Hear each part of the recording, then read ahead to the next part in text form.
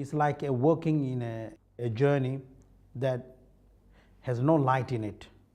If you are not tortured by the local Rakhine Buddhist, you will be tortured by the army. If you are not tortured by the army, you will be tortured by the navy. If you are not tortured by the navy, you are tortured by the traffickers. If you are not tortured by the traffickers, you might drown. You are not drowned, you might get raped. When they come to other side, now they say, where we have reached. Now we just came out of one hell and now we went to another hell.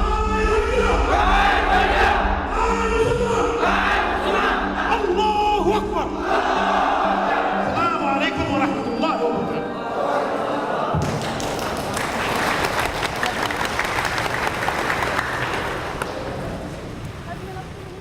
When Ambia fled her homeland in Myanmar, she was a single young Muslim woman with hope for a life free of persecution in Malaysia. But by the time she arrived in Kuala Lumpur, she had a Rohingya husband she had never met, who was 20 years older than her.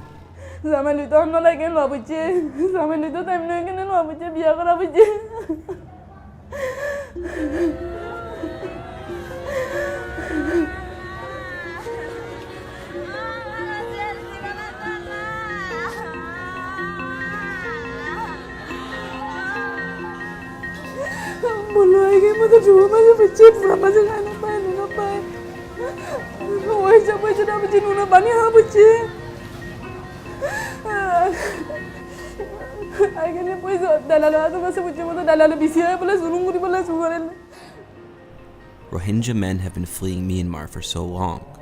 There's now a gender imbalance in their homeland in Rakhine State. And human traffickers have started to capitalize on a new product they can sell: marriage. When human traffickers have women and girls in their custody, holding them in captivity, in many cases they are selling these women and girls to the highest bidders. In this way, the trafficking gangs are treating this as a rather lucrative business, the buying and selling of women into these situations of marriage.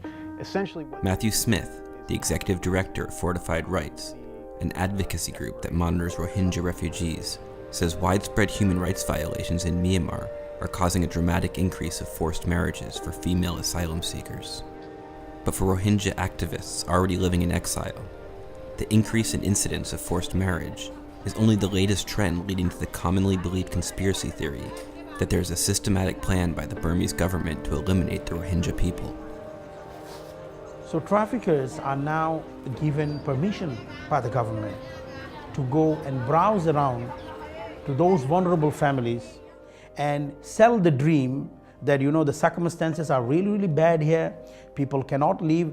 If you leave, by boat tomorrow or day after tomorrow, you go to Malaysia, you go to Thailand, you find Indonesia. It's a very, very nice place. It's a Muslim country where they welcome you. They will give you food. They will give you shelter.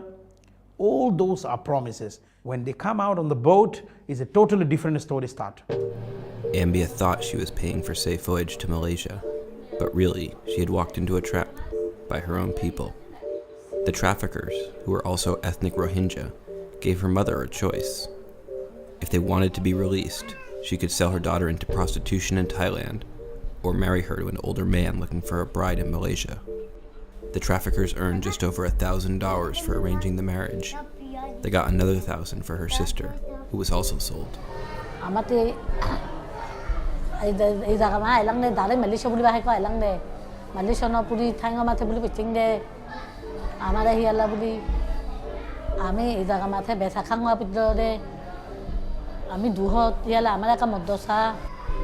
Although the arranged marriage got Ambia and her family to Malaysia, their situation here has been anything but bright.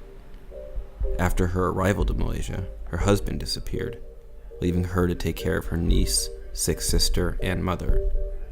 But refugees like Ambia, who survived the journey at sea, have no identity documents and are unable to work legally. With no citizenship, they have no right to education or health care, and even if they were to be deported, there'd be nowhere to deport them to because the Rohingya were stripped of their citizenship in Myanmar 30 years ago, before Ambia was even born. She is stateless, living in geopolitical purgatory, and she's not the only one. Rohingya women across Southeast Asia share similar stories.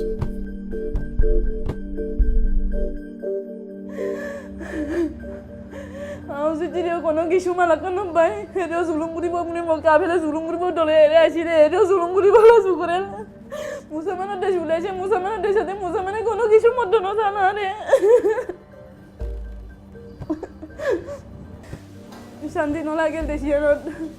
Muri de bola da mone kol anti. Dunia ta bala da mone no kol. It's reasonable right now to be talking about genocide prevention in Myanmar, specifically in Rakhine State. The Rohingya population has been enduring widespread and systematic human rights violations, in some cases as a direct result of state policy. So it's important for the international community to be having this conversation now. While the international community has largely been silent on issues directly related to the trafficking of women and girls, Mr. Noor has begun to speak out on the subject of marriage trafficking.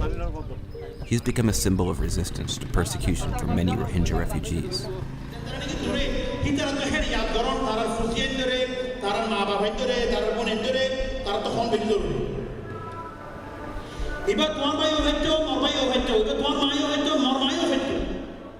I think if these things continues another 30-40 years, I think there will no such thing called Rohingya culture. We are slowly fading out. We are like the sunset now. Everything is shutting down on us.